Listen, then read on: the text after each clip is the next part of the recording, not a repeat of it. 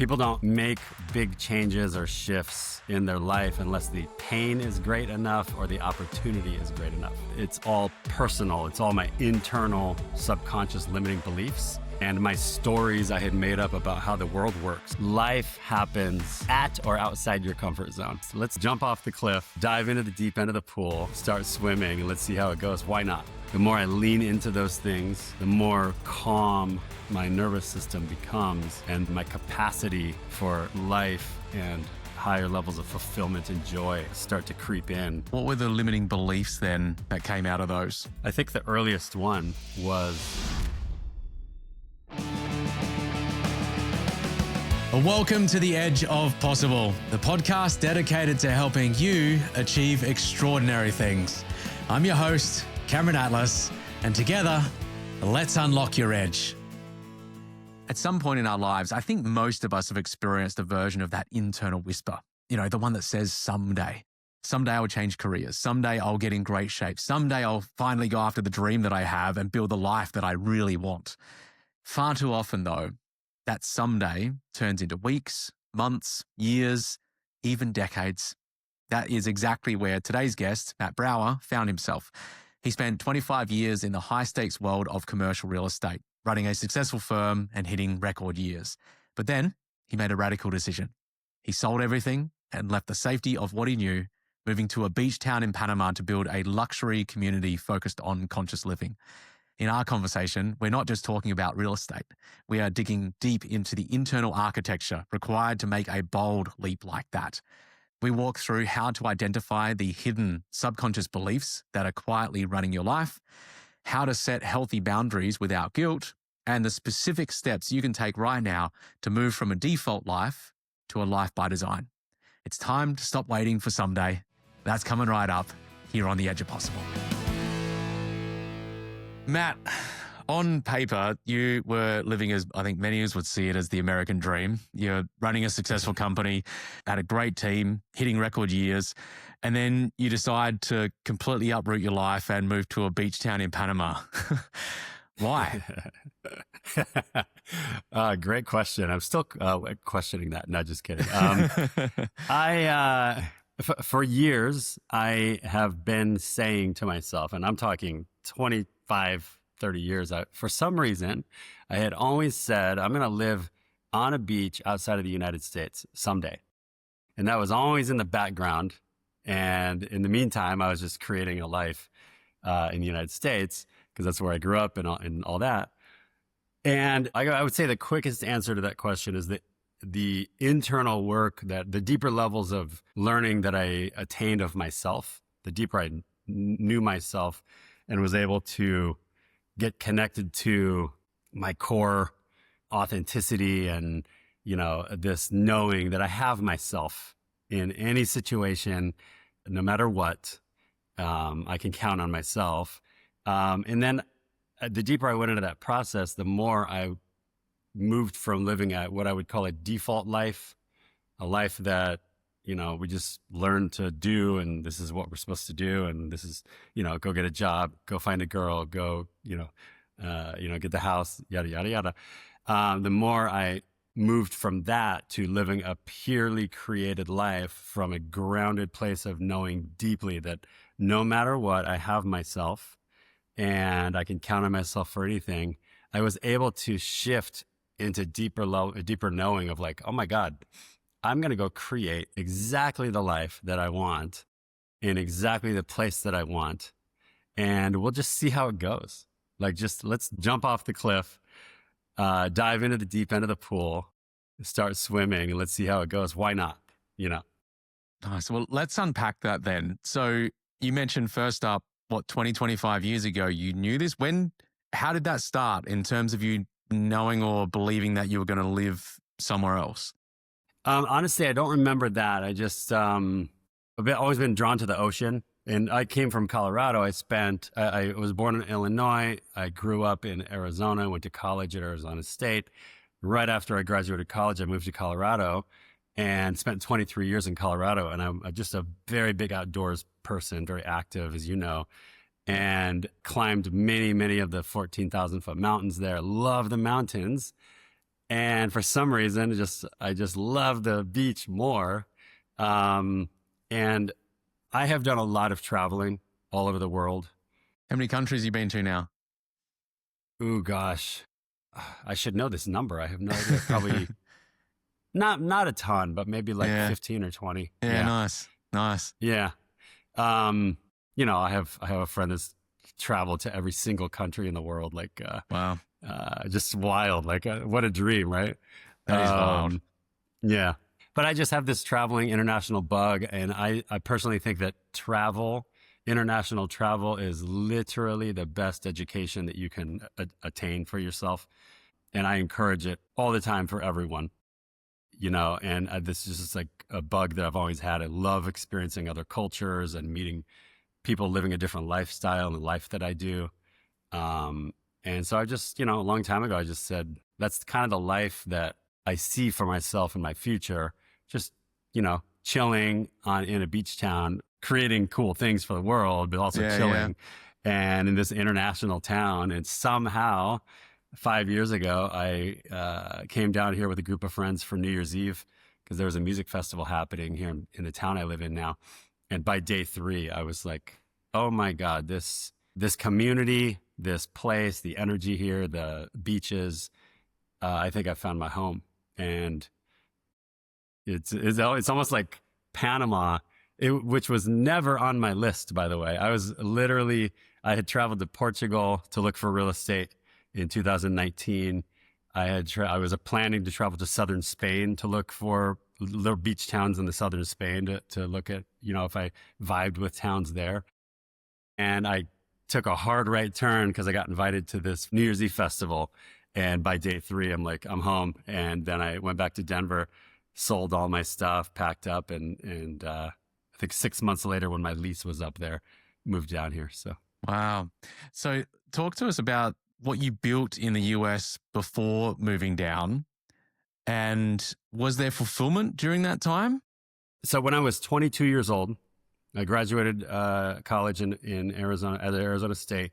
When I was 22, I moved to Colorado, and I instantly got my real estate license. For some reason, I've wanted to do real estate, and specifically commercial real estate, my whole life. There's a wacky story of me in my first job as a pizza cook, and the manager wasn't gonna let me have the night off to take my girl to the homecoming dance. So I ended up quitting and going, oh my God, somebody can tell me what I can do with my life? No, thanks.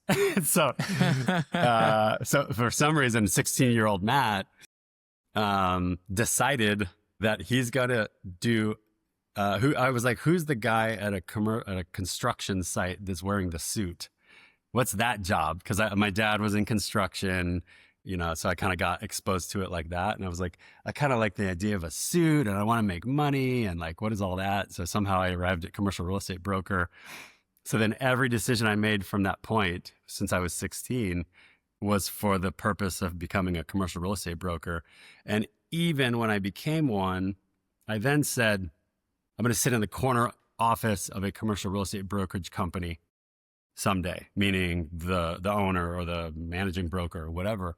So I was 9 years into working for a big national firm, Grubb and Ellis Company at the time. They don't exist anymore, but incredible firm.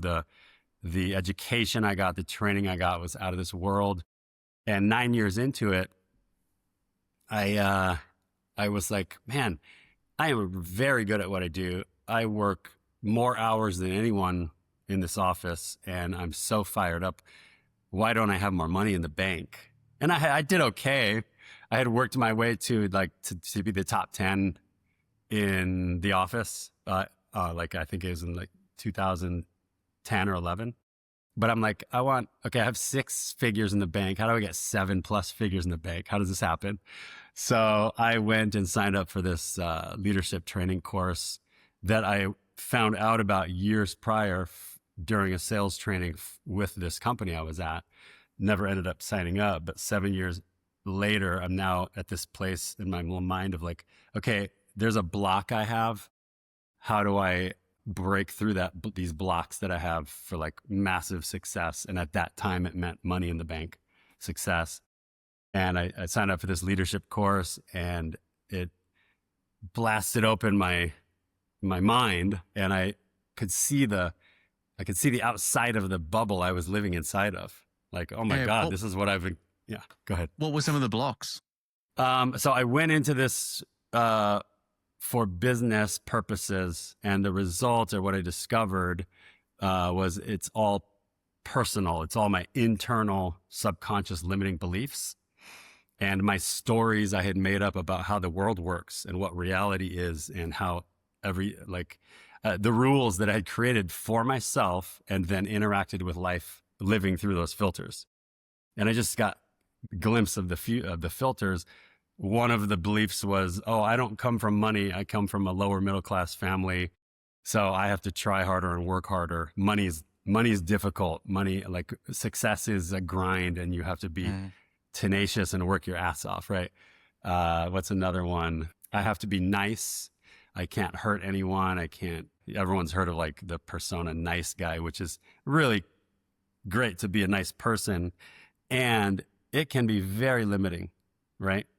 Especially when you're working with multi-million-dollar corporations negotiating business deals for millions of dollars on behalf of a CFO and a CEO.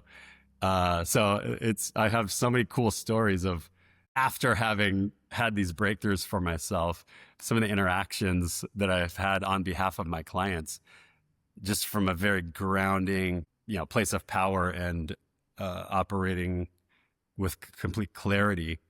It just transformed everything for me. And then to answer your question, it's a long route to answer your question, but the fulfilling part was, out of that 3-day course I took, I went back into the office on Monday, and I told the manager, I said, I appreciate everything. I have realized that I am the only person that is able to create happiness for myself. I didn't use those words, but this is what I was thinking. I'm going to go start my own firm. So out of that course, I started Column Commercial Partners, my own brokerage firm. And in 2012, officially, late 2011, 2012. And it still exists, and it's been extremely fulfilling. Commercial real estate industry has been incredible. I still am operating that company. There have been times where I've built the team up and been running a brokerage team, never large. I always wanted to be boutique, but there was about 7-8 brokers at the time, or at one point. And it's a pared down version of it now, because now is we've talked about, I'm living down in Panama and building these amazing villas and homes on the beach, creating a community that I will be living at too, and diving deeper into coaching. Yeah, let's talk about the villas and the land that did you purchase that immediately when you went down there? Let's share with me a little about that. And for those listening who don't know, what you've started and are creating down there. Yeah. So when I made the decision to move here, and I went back to Denver, I came back that following April of 2022. And two purposes. I was looking for a place to live when I moved here, so an apartment or something. And then the second one was this is such a place that is experiencing immense growth. And I'm in real estate. I understand real estate at a macro level very well. And I was like, oh my God, I want to get my hands on this opportunity. I want to go look for investment opportunities. So the main beach that I live in, it's a horseshoe shaped, this beautiful cove called Playa Venal. And it's about 2 miles from side to side. 2 beaches over from that, which is 10-minute drive down the road, like from the center of Playa Venal to where now my project is, Raya Del Sol. I had a friend who was building her house on this hillside, and she took me down to this beach. It's called Playa Raya Beach. We were walking on the beach, and I dropped so deeply into my heart, and I had an emotional release energetically. Like, what is going on here? This is like something was speaking to me, and I felt like, oh my God, I'm being called home or something. I don't know, the woo woo. So then this friend after that, she showed me the lot, the only lot that was available that was closest to that beach. It's still on a hill about 100 feet above the sand. But it was the only one that was available that was like closest to the beach, and it had walkable access. Everyone else has to get in the car and drive. And I stood on that lot, and it was about an acre or so. And I called the owner, and I said, take this off the market. I'm buying it. My pool deck's going right here. Holy shit. This is like jaw-dropping postcard view. And then in that conversation, he said, oh my God, great, amazing. There's some additional land on either side of that lot, and I would really prefer to sell this large chunk together because it's on its own little island, its own little hill, and there's like rain drainage and roads on all sides of it, or the river that runs into the ocean. So he said, if you want to buy the whole thing, I'll give you a great deal. You could do a little housing project, and he showed me the numbers, and we negotiated the price, and it's I went back to Denver and got it capital raised and have some partners. I'm heavily invested in it myself because the opportunity is amazing. And this is how it started. So that was like one way that Panama like rolled out the red carpet for. So I wasn't even seeking a project like this. It literally fell into my lap. So had you moved down there? Like, had you found the apartment and then you went and had a look at this lot, or was it all in the same hit that you did all of it? My intention was to find all of it in the same trip. Yeah, right. I did not end up finding an apartment to stay, but I went back to Colorado until after this trip in April. I went back to Colorado to, start getting all the things sorted, give away or sell my stuff, prepare my company and my team for the fact that I'm going to relocate to Panama and get all that set up. And it wasn't until like right before I actually moved here that I identified an apartment to move to. So I actually signed a lease on a place that I had never seen before, but it ended up working out. Yeah. Talk to me about then that decision, because it's one thing to sit on a piece of land and look out and go, oh, this would be amazing. And, there's decisions though that have to happen, and there's actions that have to be taken. I know this personally as well. I sold everything that I owned back in late 2016 and then went on this beautiful journey around the world. It was an incredible experience, but there were things that were required in order for it to turn into yes, this is actually happening versus, hey, this is something that I want to happen. And I think for those listening, there's going to have already been times, or there's going to be times coming up where there are going to be these bold moves that they're looking to make, hoping to make, thinking about making. And I think if we can really deep dive down here into how to actually go about making that decision and turn it into an actual outcome, I think that could be really useful. So talk to me about what was the catalyst for you actually then doing it? Yeah, great question. And to your point, it's so timely, and I hope this contributes to a lot of people listening because it's not an easy thing to do. I mean, it is an easy thing to do. It's not an easy place to get to in your mind. Yeah. And I completely get that. One of the things that was a catalyst for me was COVID.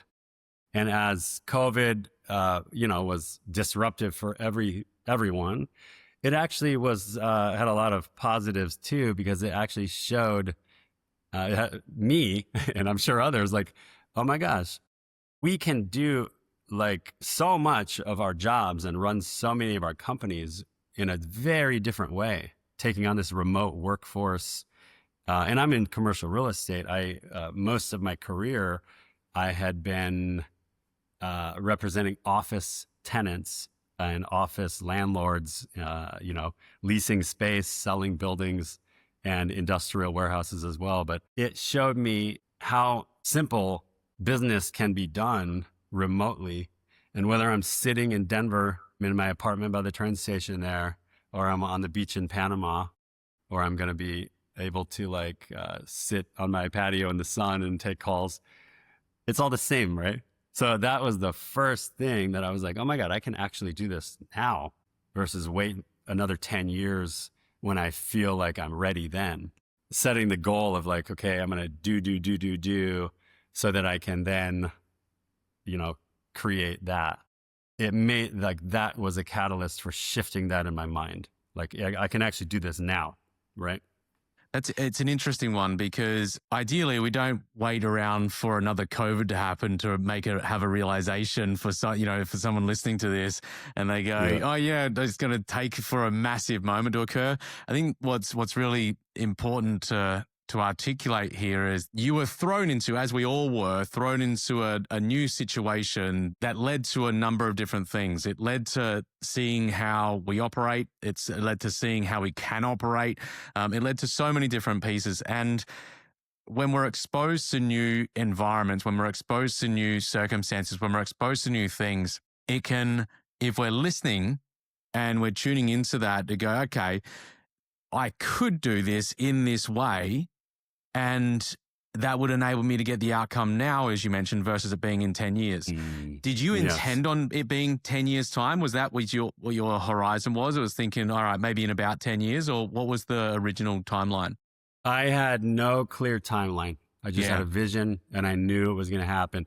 The way I have operated for my entire life, I don't know how, it's like unconsciously almost, is like vivid vision has led so much of my path, and you achieve it seemingly effortlessly. Like if you have in my experience, if you have a deep vision of what you want to create, whatever that thing is, if it's 20 years from now, or if it's like by the end of this year, or if by the end of the next week, like vivid vision just pulls for it to become reality in my experience. Here's the question for you then. How could have you, or how would have you, knowing what you know now, gone and made that decision had COVID not come about? Would I have? Would I have made that decision? I probably would have done more of I would call it the usual way, or the default way that people do it, which is, continue to build up my company, build up my team, create a sustainable system that can operate outside of me so that I can sell it one day and retire and then go do the thing, and then go buy the real estate and the vacation home and do that, which is a great way to do it. And a lot of people are doing it. And some friends of mine that are, some of my buyers and going to be my neighbors here in Panama have done it that way. It's amazing. And it doesn't have to, there's other options. Like one of the things that I got really deeply connected to by making this decision, this choice of actually pulling the trigger, I actually didn't know this at the time. When I pulled the trigger, I just have a wildly adventurous, free spirit, and I don't let fear cripple me too often. And I had to earn that through like introspective work. But what I discovered when I dove in and I made the choice, like pulled the trigger, buy the real estate, start the things in motion to move down here, the universe or God or whatever you want to call it responded by making all the logistics that had to be worked out so much easier and simpler than I ever imagined that it would happen. That shocked me. Like it was almost like, yeah, I did things to like set up my company to operate when I was down here and everything. But so much of it was like, oh, this doesn't even matter where I am in the world. Why didn't I do this sooner? Like, yeah, And it seems you were doing this, even though it was maybe a little bit unconsciously, at least from what you've shared, is that when I'm working with clients, and we're making a decision about something, one of the big parts is having a criteria about what success would look like. What are some of the pieces that would need to be in place in order for that outcome to occur? And it sounds like some of the criteria, if I was to pull that out from what you had shared, beach, somewhere outside of the US, the ability to continue doing the work that I'm doing without being impacted, and being able to continue to make money. It seems that there's still an importance of that, which generates a level of freedom with that and independence. And so those key pieces that are there, when that was there and you're standing on that lot, all of a sudden there is I could do this. And there was again, I would say probably a more unconscious matching of those criteria that occurred that made it seem, oh yeah, of course I should do this.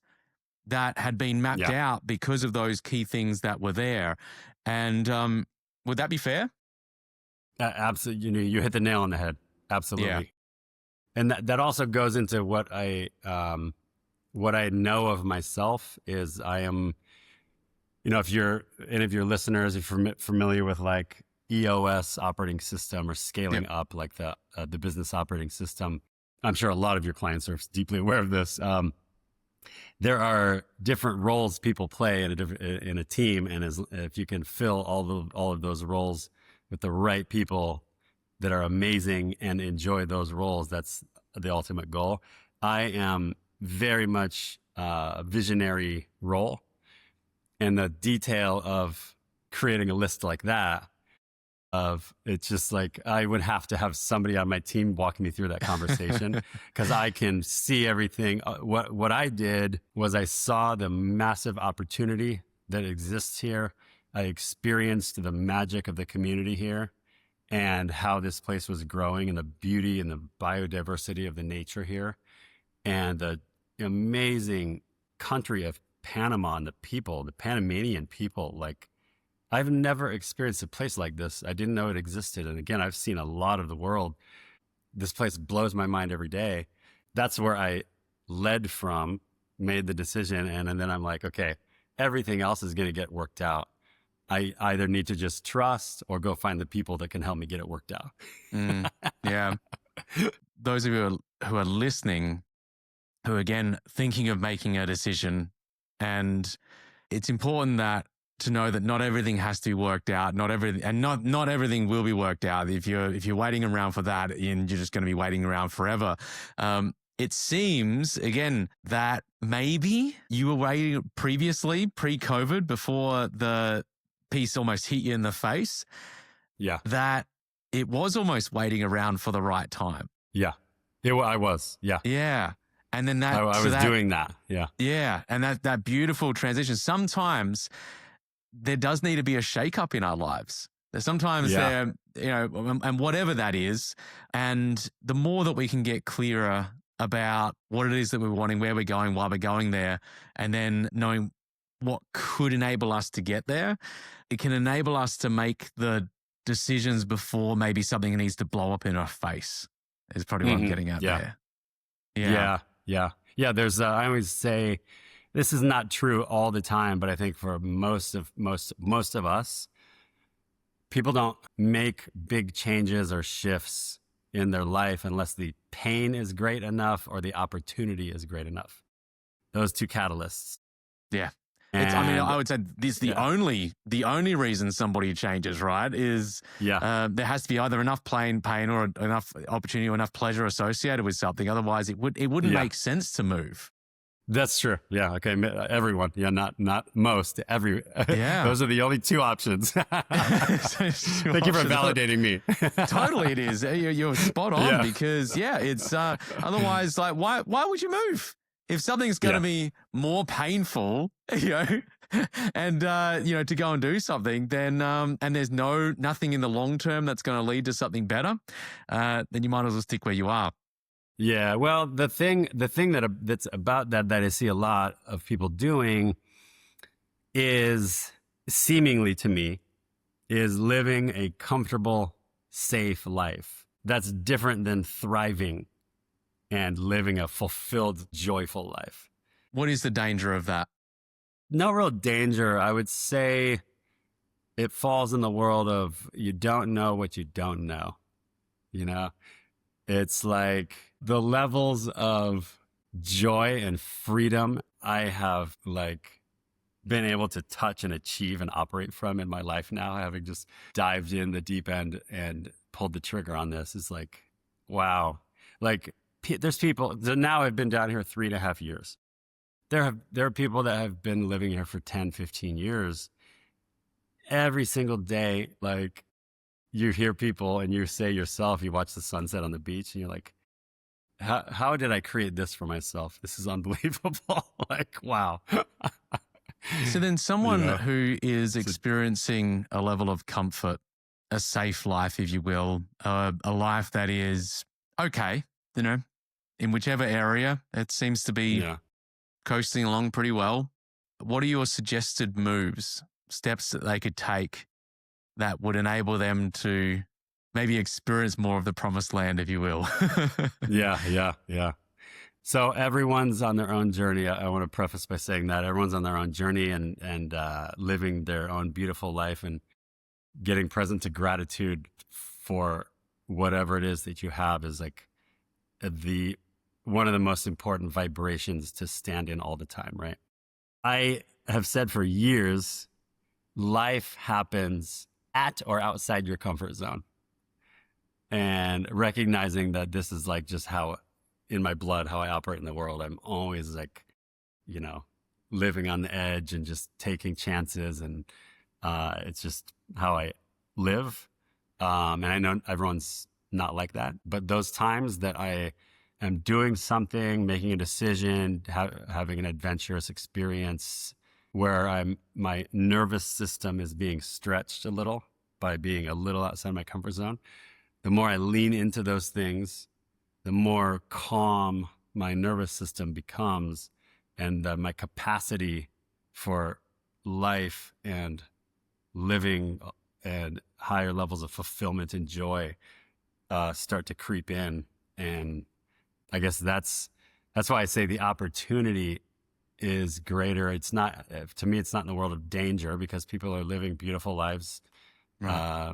doing what they're doing. It's just you can't know something or believe something fully unless your nervous system, your body experiences it and your mind experiences it. Now I'm like, I can't wait to find the next way that I can stretch my nervous system by doing something bigger than I've done before to see what's on the other side of it.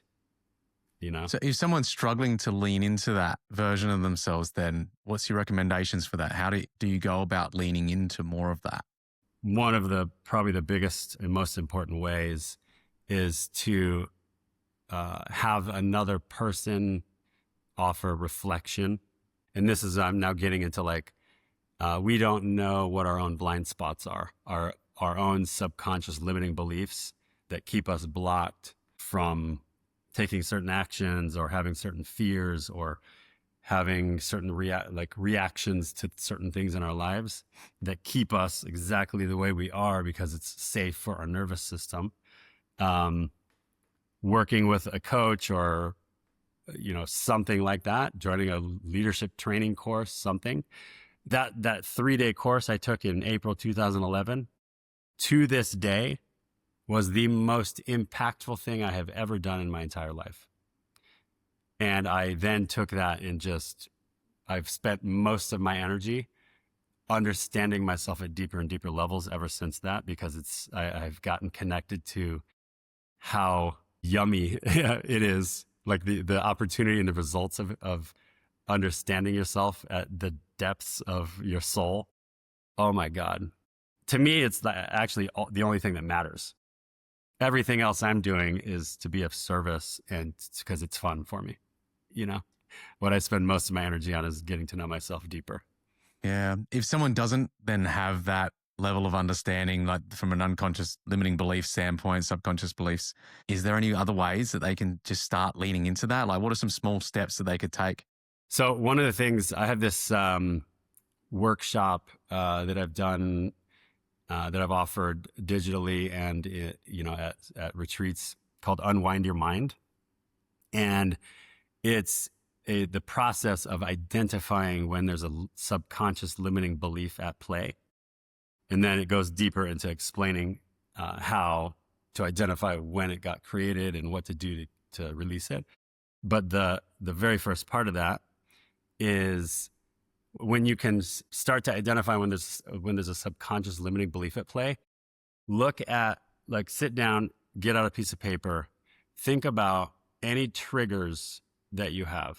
And you got to be really honest, like what triggers me. Like what? And maybe even go down categories. What about my family triggers me? What about my spouse triggers me? Certain ways people act, certain things people do. How about at work? What about my job or my team members trigger me? People not showing up on time, not responding to emails quick enough, any of these things. Triggers, like maybe somebody drives too slow and I'm in a hurry. Like triggers could be anything like that. A trigger is something that occurs in our reality that causes a human emotion to invoke, regardless of what the human emotion is. It could be anger, sadness, fear, anxiety, depression, whatever. These are all triggers. So triggers is one. Another one is, what do I find myself constantly complaining about?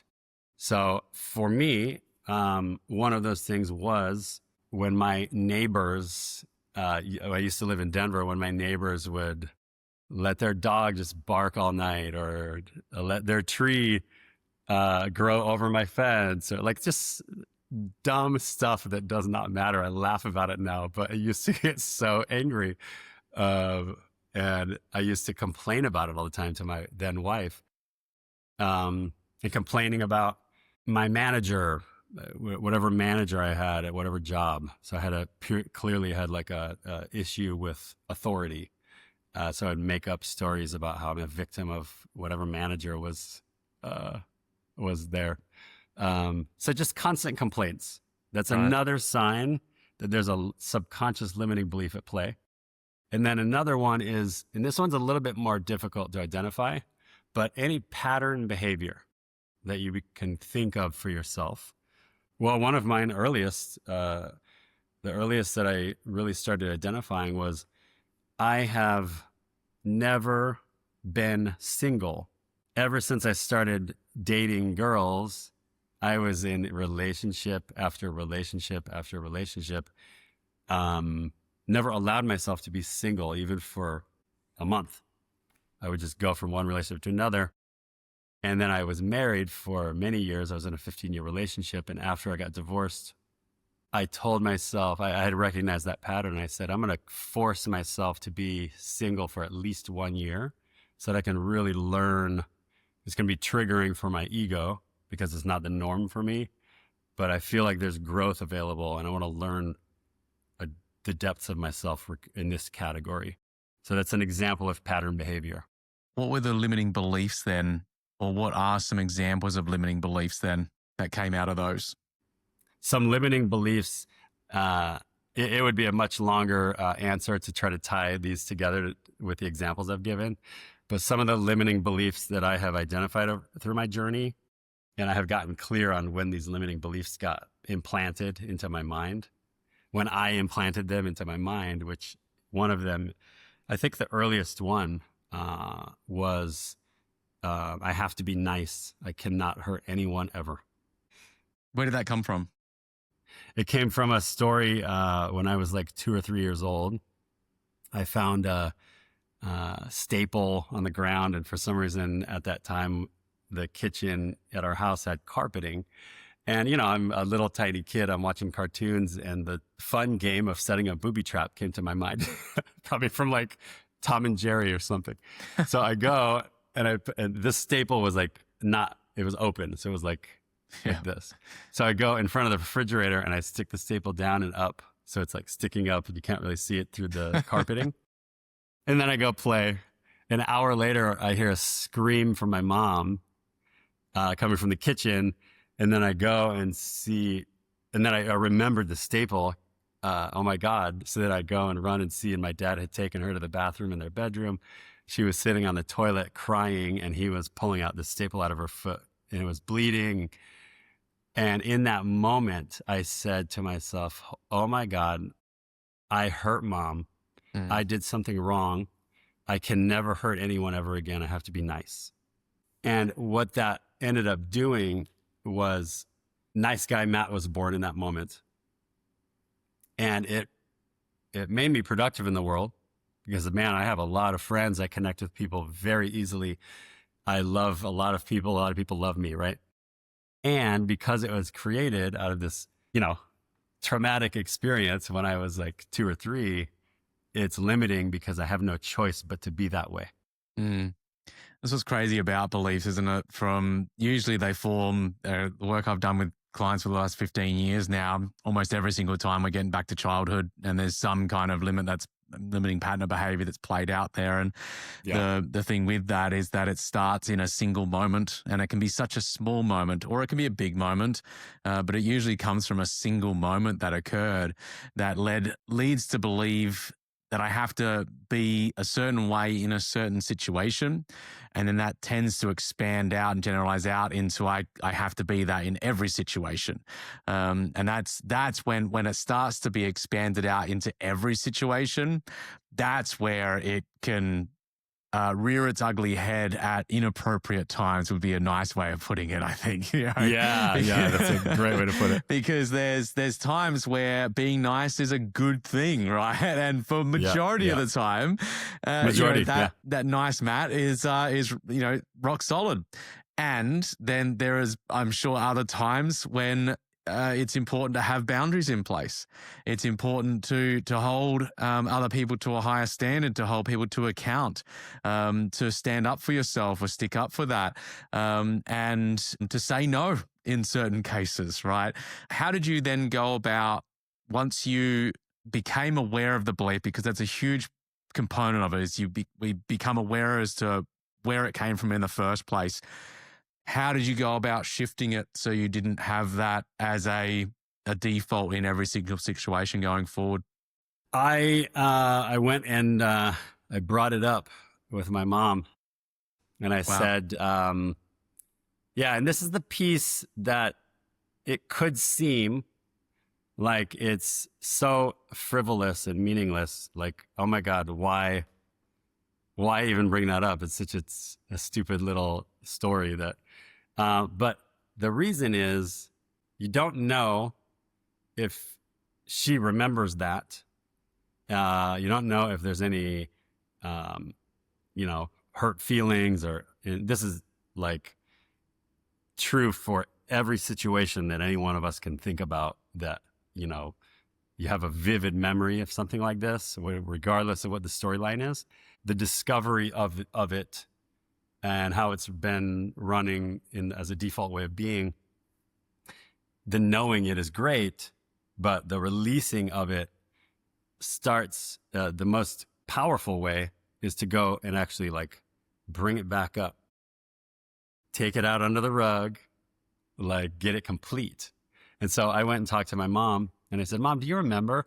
And these things don't have to be heavy and dark and scary. This is what I do a lot with my clients, is like, when we identify a belief like this, and it could be very scary depending on the situation and the storyline. But there are always ways to bring lightness and love to these conversations. The example here is, hey, Mom, do you remember this thing that happened? And I was super young. And she clearly was like, I don't remember that ever happening. Well, I remember it happening very vividly, like it happened yesterday. And these are also the tells. These memories that you have that are super vivid, those are the ones that have had the most impact on our lives. Those are the places to look. So I brought it up, and I mean, it was very light because this is a funny little story, but I said, wow, you know what? I realized I was in this leadership course, and this memory came to my mind when I was doing this exercise, and I realized how devastating it was that I had hurt you. And, the one I count on the most and that I love the most in the world. And it caused me to never want to hurt anyone ever again. And I made up in that moment that I have to be nice. And look how it's now run my life, which is amazing. So thank you for helping be a part of me being a super nice guy in the world.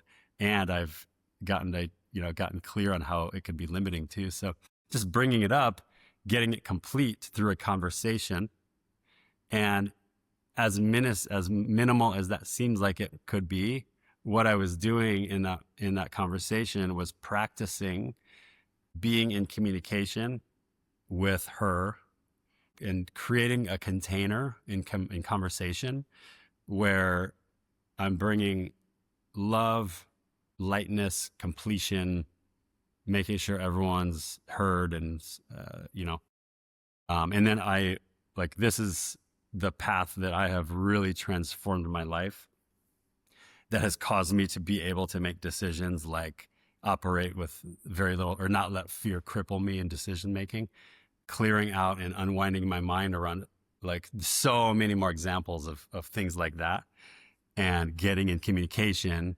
hearing if the other person remembers it, what was your perspective of that thing that happened? Here was my perspective. Is there anything that we need to say? I forgive you. I'm sorry. Sometimes, screw you. I can't believe you did that. Like honoring all of the human emotions around a situation to get it complete. And then it no longer has a grip on you. That's a very important step that in my experience, most people are not taking. What did it lead to as a result of releasing that for you then? I can, and this is why I feel such a responsibility to actually share this now, this knowing that I have of the freedom and joy that is available by doing this work, is I can talk to anyone about any topic, anytime, and bring love and lightness and sometimes not that if it's called for, sometimes triggering, sometimes like whatever the situation calls for, be completely blasted open, vulnerable, to speak with somebody about anything, to get it complete at any moment. And when you are operating from that place, there's a sense of like becoming untriggerable or untouchable, because here I am. This is all of me, blasted open, vulnerable. Choose me or not, do business with me or not, fall in love with me or not, whatever. Like, I love you regardless. I wish you the best, or let's create together. Like, do you get the sense of what I'm talking about? That needing to be nice, did that result in you sacrifice what it is that you really wanted in certain situations in order to make the other person feel good? Yeah, so you spoke the word a little bit ago, boundaries. I have had such a difficult time learning how to create boundaries for myself without feeling bad about it. And so when these things occur in our lives and these subconscious limiting beliefs get implanted, these are neural pathways that get formed. These are how our neural pathways are being formed. And then those neural pathways firing in those specific ways are the filters that we then call our reality. And so when you discover these things and then you take the action to fully release the energy through completion, sometimes that can literally shift the neural pathway firing in that way. And sometimes not. Sometimes you become aware of it and you do the thing to get it complete, but then your brain is still a machine operating the way, it's like a computer operating the way it does. So sometimes it takes then repetitive action to fully work those things out. One example of that for me is to continue to learn to create boundaries in a loving way that's not triggering for others and is not, difficult for me because I feel bad about it. Yeah, So I think this I'm is pretty good at it now, but. Yeah, we'll talk. I want to talk a bit more about how you go about setting boundaries, because I think for those tuning in, it's a very common thing to the finding it challenging to set healthy boundaries. I think just pausing here for a moment to discuss and to share, it makes, and I think this is really important, it makes perfect sense that you would have struggled with setting boundaries because the belief was there. And the more that we can understand and realize that the beliefs, the values that we have there, whether they're limiting or empowering, they're calling the shots in a lot of ways. And the actions are simply just a flow-on effect of what that's happening internally. And yes, neural pathways kicking in. And it's once there is the awareness of it to see, oh, that's just a belief that is there. That's a result now. That action is simply a result of the belief that is there.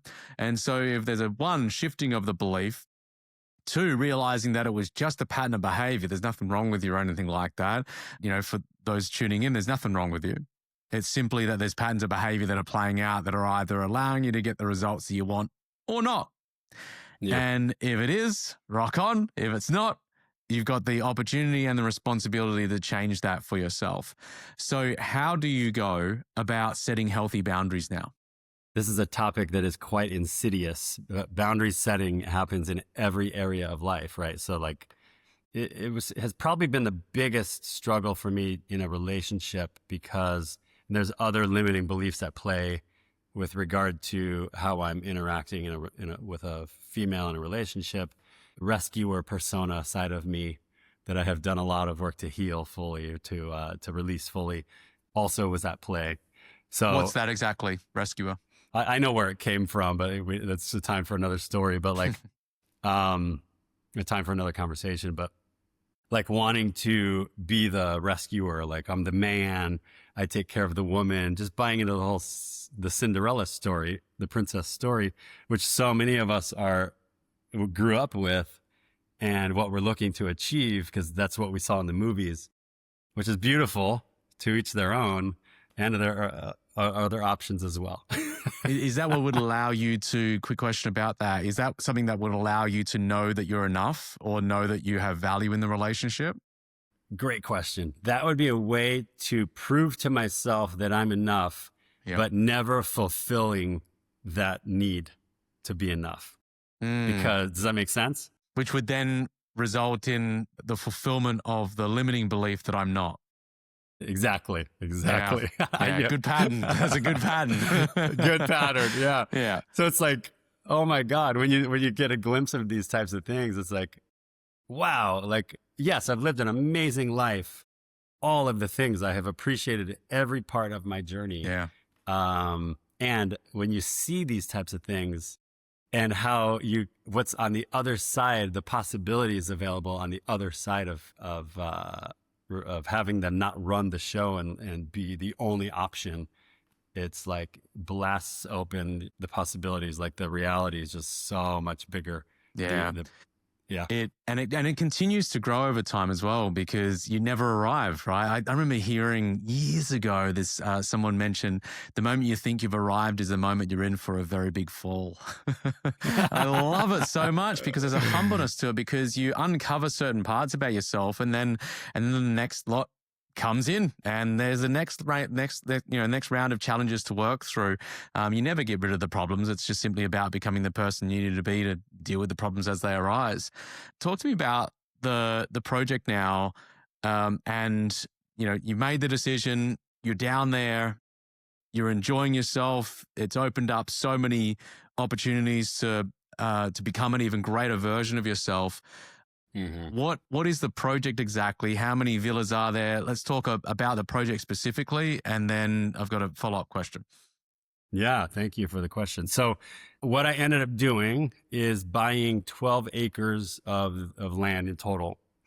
And the location, the beach, everything about this mountain neighborhood that exists behind it, higher up on the mountain, the highest and best use, or the vibe of this neighborhood, is larger lots and larger, maybe, but definitely higher quality houses or villas.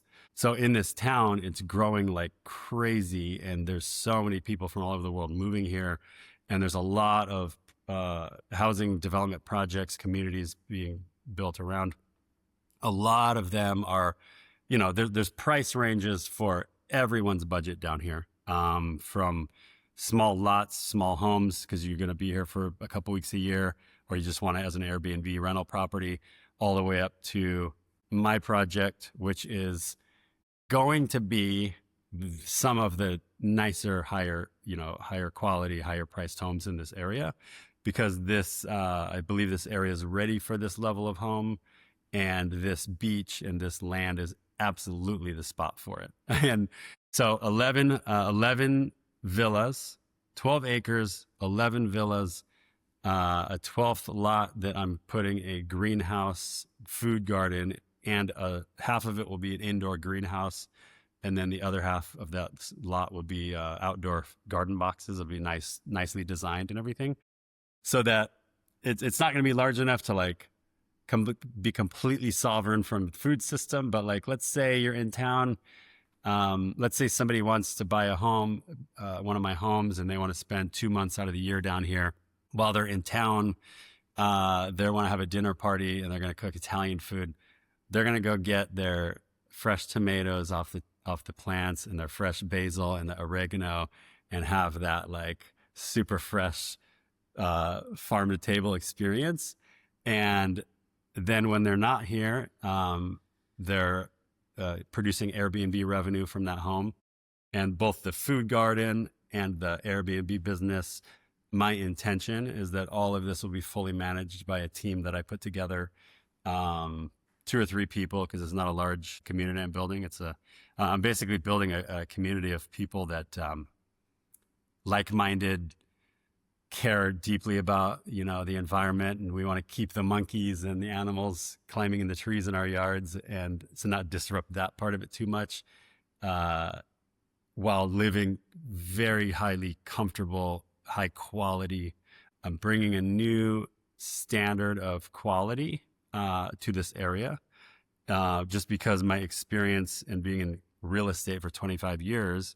I'm bringing a lot of that knowledge base that I have into this development, because I really have an intention that this Raya del Sol is a beacon, like a way shower in how development can operate here. Like I do with my coaching clients and myself, is I try to, shed as many of these subconscious limiting beliefs as possible so that I can tap into the deeper and deeper levels of abundance in every area of life. And this project is the physical embodiment of that. So I'm going to show people how we can be kind and regenerative to the earth. We can build high quality luxury living. We can produce a lot of amazing financial returns from an investment perspective, all happening simultaneously, and build like a community of like-minded individuals that all get along. And I'm going to be one of them because I'll be living here. Yeah, nice. So what's next then for the project? And then it sounds, you mentioned about coaching a couple of times. So there's some work maybe you're doing in that space now, and maybe share a little about what is next and what is your focus. And then does everything, or has everything wound up now in the US, and are you completely away from that? My commercial real estate firm is still operating. I have some legacy clients that I've continued to do some work for. I do have an intention to wind that down completely at some point. And in the meantime, I'll probably, at least for the next couple of years, still do some work there for some clients, make sure they're taken care of. And then at some point I will become if somebody reaches out wanting help in that category in Colorado or the US, I'll, refer them to somebody that I know would be good to fit that requirement. So basically the Raya del Sol project, we're starting construction on 2 of the homes in February in about 30 days. So that's super exciting. So 4 of the lots are sold. I have 6, I have 7, possibly 6 still available. I should say homes, not lots, because we will be building the homes. I've built my contractor team. We are now dialed, we're full, and we're ready to go. So that's a big... that must be exciting. Yeah, it's a big what if also for buyers like in the US or Canada or Europe. Like, I want to buy a home here, but I don't know how to build it. I'm not going to be here. Well, we've got that covered. And then the coaching is something I have been doing for 10 years as part of my own journey. And I'm a coach and a guide for many, many people. And I've never really created myself in the world as that. So I've never really put myself out as that. I just have been that for many friends and colleagues and other coaches and people that facilitate plant medicines and things like that. And now I just feel such a responsibility to share what I know, that I'm here to share it, and whoever resonates with it, I'm here for it. So, is that the main reason that it feels like now is the right time for that and that phase of your life? Yeah, it's like I'm in this phase of my life now where it seems like everything that I have done in my past, what I have become highly trained in, what I have developed knowledge around and experience around, is all coming together, and was all for the purpose of this role of being an intuitive guide and coach for others, including the commercial real estate and working with executives my whole career, because I have, high level understanding of just about every single industry and some deep understanding of a lot of industries and business in general, and real estate and the human mind and the human spirit. So if you go on my website, you'll see at the very top, it says, I help people looking to have a big impact in the world achieve deeper levels of alignment with their soul's purpose. Or you could also call soul's purpose like genius or gifts, deeper levels of alignment with their gifts. And I feel that this is such a deeply aligned purpose for me because it's a gift and I am here to share it. So Makes me think of, I can't remember the exact quote by Steve Jobs, but it was, along the lines of you can't see the path going forward. You can only see it, and connecting the dots looking back. And I completely botched that. But, it's the notion of it is that it's when you look back and you go, oh yeah, that's why that happened. And that's why that completely screwed up. And that's why that went this way. And that's why I made this decision here. And it's just fascinating that way that things tend to line up eventually, whatever that is. And so what are those, let's summarize then those key steps that someone can take in order to make those transformational shifts in their mind that enable for those bold moves, those bold decisions to be taken, and enable them to unlock themselves and unlock what it is that they're aiming to achieve. Yeah. So the first step, and everyone's going to have a different purpose, a reason for this, but the first step is becoming open and curious enough to inquire the possibility that your reality is not all that there is. Mm. And then from that place and that mindset, go find something, go find a coach, go find a program, go find whatever you resonate with, whatever, just go start researching, and whatever you feel most drawn to, dive in. Like before I did this course called Landmark, I learned about it in 2003. 7 years goes by before I actually enrolled in it, and it changed my life because I had a money conversation. Oh, I can't afford that yet. It was actually nothing, but I was a broke 22-year-old, 23-year-old commercial real estate broker. So that would be step 2. Just dive in, just go. And then step 3 is, go ahead. Oh, it's going to just quickly on that one. That step 2, I think it's really important. You mentioned whatever resonates with you, right?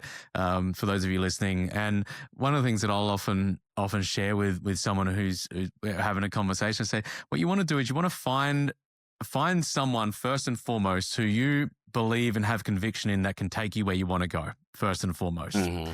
Second is find the person or the course or the program where you feel comfortable enough to be completely vulnerable with that person, course, insert thing here. Because it's both of those together that enables for the transformation to occur. Someone can have the most amazing skill sets, and so what? If you're not willing to be fully vulnerable and open up completely, then it ain't going to work. And same on the other end of the spectrum as well, is that you can feel really comfortable with somebody and they can give you terrible advice, right? And send you down a terrible path because they didn't have the experience or the know-how to guide you in the specific way and to get you to where it is that you want to go. I think both of those together is what's really important. And it's going to be different for different people. And it's about finding what it is that works for you. But I think answering those couple of questions I found to be really, really useful when thinking through who it is or what it is that you're going to utilize to help you to get you where you want to go. So that's really good. What was step 3 that you were mentioning? Yeah, actually, you just said it. Step 3 is dive in all the way. Like, do not hold back. be vulnerable. Like when I did this first course, I didn't want anyone else in there that because I made a conscious choice. I don't want anyone else in there that I know, because I'm diving the fuck in all the way. And whatever comes up, I'm here for all of it. And in hindsight, that doesn't even matter, because I operate from a place of like now, of like, oh, I will show all of me to you. I give it all. Like, you could choose me or not. It's totally fine. But at that point, I was not there. And a lot came up. It was incredible.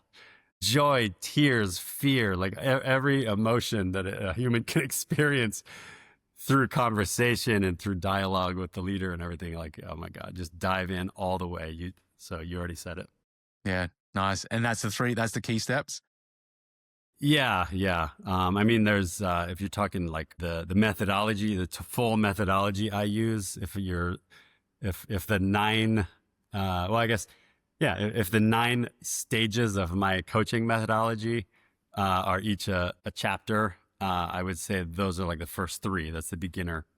Yeah, because then, deeper levels of understanding yourself and releasing those subconscious beliefs translates into more and more.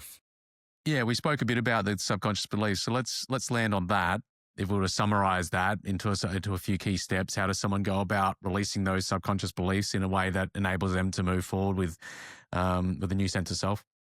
Yeah. So again, step 1 is to identify when there might be one at play, which is, again, is what triggers me, what am I constantly find myself complaining about, and what pattern behavior do I have? What do I just automatic pattern behavior? And then identifying when they got created is a bit more difficult. That might take a program or a reflection from a coach.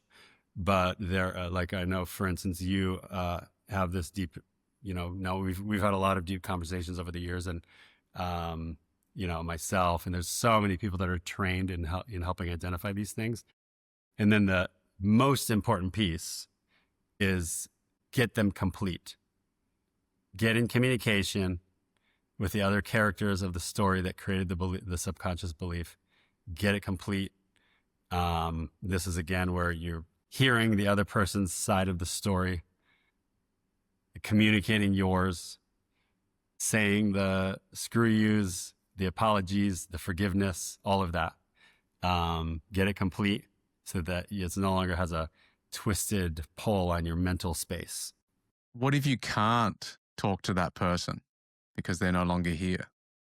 Yeah, great question. If you can't, write a letter to that person and burn it or keep it in your drawer, whatever. Ask someone that you trust and to play the role of that person. This is what I do a lot with my clients, because also sometimes it could be dangerous to communicate with someone about one of these things. So in that instance, I'm never recommending that they communicate with that other person. If getting in communication is going to get complete for me, but it's actually going to do more harm for the other person. That's exactly what I was thinking of. Yeah. Okay. I'm not going to go there either. I'm going to recommend something else. Yeah. Yeah, because otherwise it's self-interest. It's you trying to get resolution because you feel guilty, for example, or you feel that you're going to get something resolved, you're getting something out of it, but it's actually detrimental to the other person. Then that's where you've got to be taking responsibility for your own stuff, right? Yeah. And one thing I will caution is it is very easy for us to avoid by making up that, it's only going to be me getting something out of it, or it's going to be dangerous. It's very easy to avoid and just say that, even though it's like there's ways. Yeah. So how does someone tread that fine line, if you will, to ensure that if there is an option and it's an appropriate option to resolve it with the actual person and be in contact versus it being not appropriate? How does someone, walk that line? Yeah. Identify that. You have to get really, really honest with yourself, really authentic. And you could even ask maybe a quick couple deep breaths and just close your eyes, quick 5-minute meditation with yourself, and just say, am I avoiding anything here? Somebody taught me a few years back that if you stand up, straight up on the floor, close your eyes, and you ask yourself a question, your body many times will answer by tilting itself this way for a yes, forward and back, or side to side as a no.